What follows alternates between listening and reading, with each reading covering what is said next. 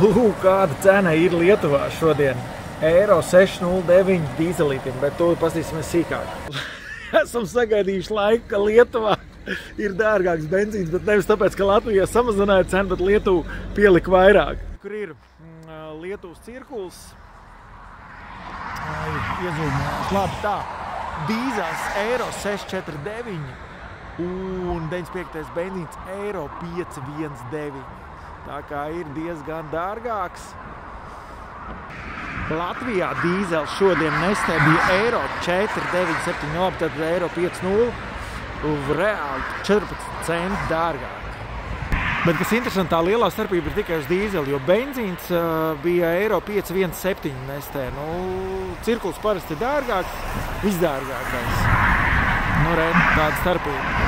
Es gan nezinu, kāpēc es esmu tik priecīgs.